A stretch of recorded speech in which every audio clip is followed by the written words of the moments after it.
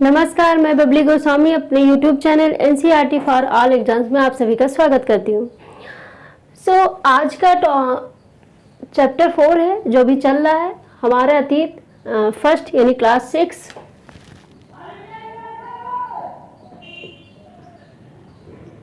NCERT।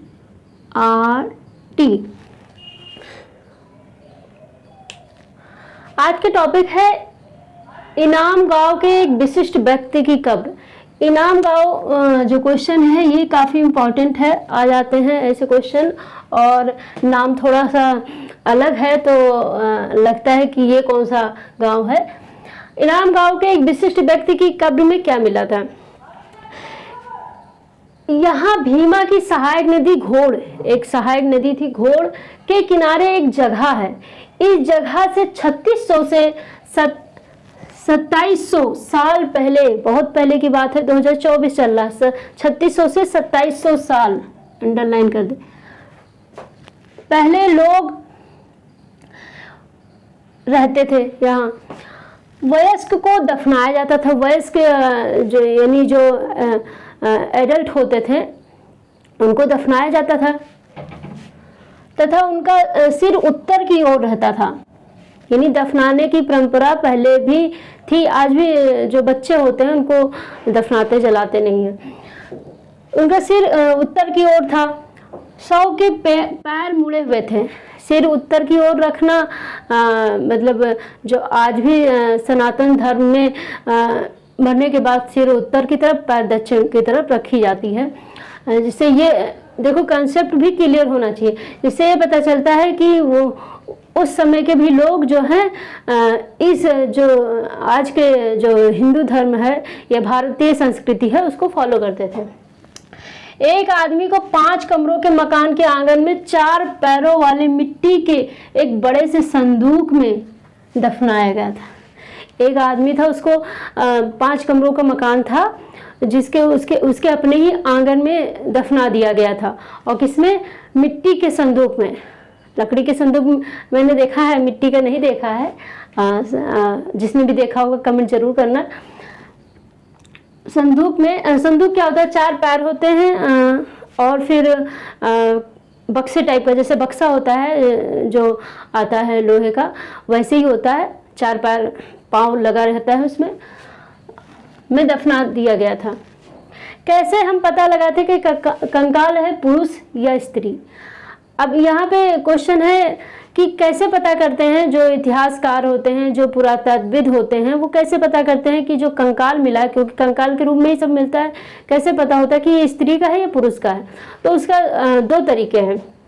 सामानों के आधार पर, सबको पता है, अगर जो झुमकी, चूड़ी या ऐसे कुछ मिला तो वो स्त्री का हुआ, क्योंकि दफनाने के साथ काफ़ी चीज़ें जो है रखी जाती थी।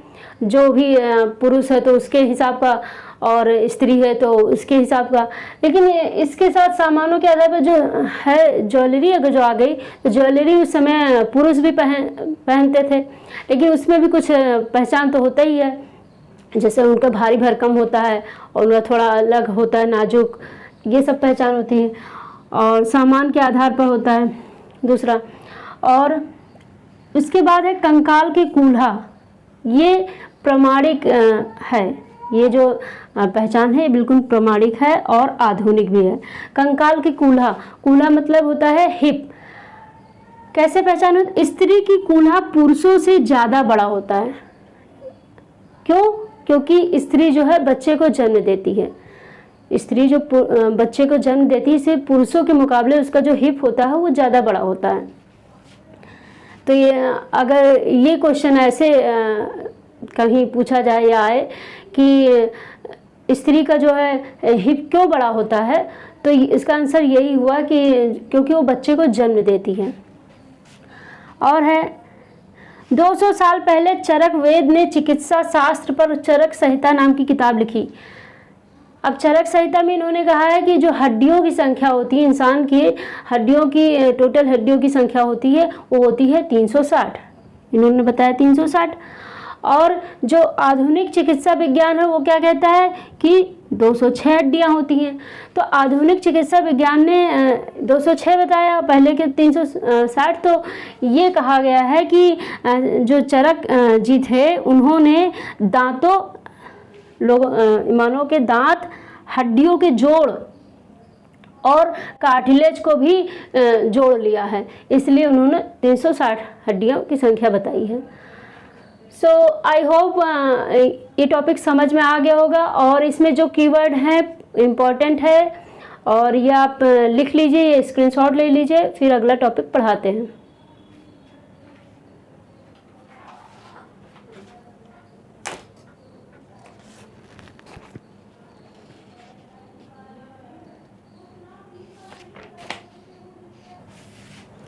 अगला टॉपिक है इनाम गांव के लोगों के काम धंधे। इनाम गांव के लोगों के क्या काम धंधे थे?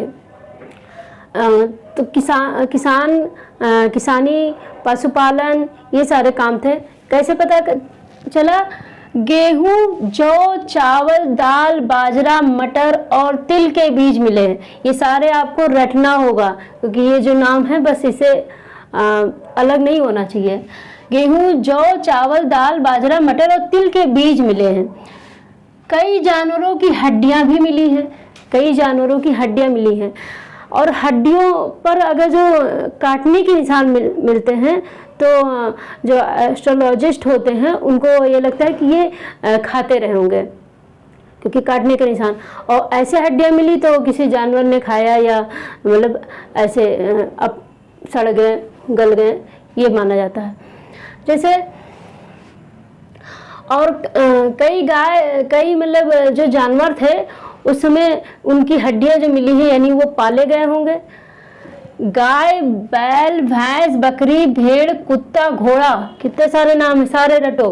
गधा, सुअर, सांबर, चितकबरा, हिरण, कृष्ण मृग, खरहा। खरहा पता है क्या होते हैं? नेवला, ये देखा है सबने। चिड़िया, घड़ियाल, कछुआ, केकड़ा और मछली की हड्डियां भी पाई गई हैं। और क्या पाया गया है? बैर, आंवला, ये सब फल पाए गए हैं। बेर, आंवला, जामुन, खजूर और कई तरह की रसभरियां। बैर मैंने बोल दिया, बेर बोलते हैं। बेर, आंवला, जामुन, खजूर और कई तरह की रसभरियां एकत्र की जाती थी। उनको एकत्रित रूप में देखा, सूखा, उसके एक ही जगह काफ़ी देखे होंगे तो जिससे पता चल जाता है कि मतलब ये एकत्रित की जाती थी, स्टोर की जाती थी। ये हो गया। आई होप समझ में आ गया होगा और आगे थोड़ा प्रैक्टिस कराते हैं, देखते हैं कितना मालूम है, कितना क्लास लिया, समझ में आया। सूक्त, सूक्त किसे कहते हैं? ऐसे नहीं मिलाना है। सूक्त किसे कहते हैं? सूक्त क्या होता है? सूक्त होता है अच्छी तरह से बोला गया। और रथ का क्या काम होता है? युद्ध में प्रयोग किया जाता था। इससे मैच।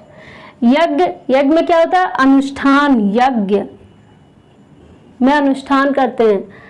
और दास को क्या बोलते हैं? गुलाम भी बोलते हैं।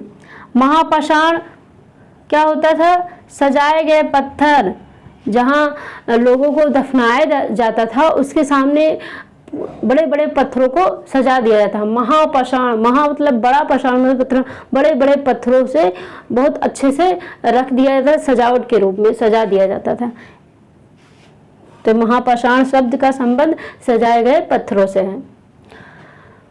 आई होप आप सभी को ये चैप्टर, ये लेसन समझ में आ गया होगा। और एनसीईआरटी की कीवर्ड में मैंने पूरा लिखा है और इसको आप लिख लेना, समझ लेना या स्क्रीनशॉट ले लेना।